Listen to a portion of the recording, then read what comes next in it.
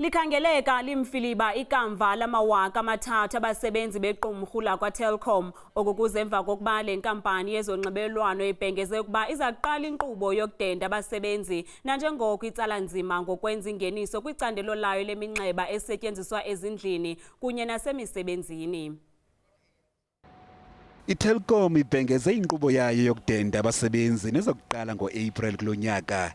Le nkampani ithe ukudendwa kwabasebenzi kuzokucutha inkcitho kwaye kuzawuphucula imeko yayo yezimali. Really because of a very weak economic environment that we find ourselves where we are, but also we've been experiencing consistently decline in our fixed line voice business.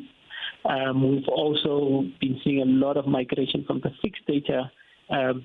Most people are now moving to mobile data, so making fixed data very difficult to operate.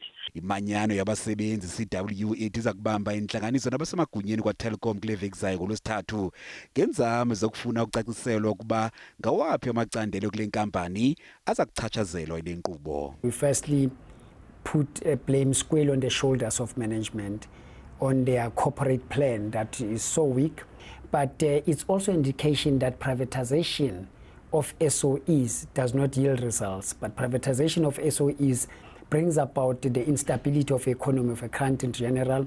It weakens the capacity of the states, but furthermore, it enriches few at the expense of many people, because if you talk about 3,000 workers, you basically talk about the 3,000 families and extended families that rely on those individuals. Esibhengezo sakwa-Telkom siza nje emva kweentsuku ezimbini inkampani iMassmart ivakalise izicwangciso zayo zokudenda abasebenzi abangapha kwewaka njengoko ijonge ukuvala ezinye zeevenkile zayo ngenxa yengeniso ephantsi kolu qoqosho olunzima lweli.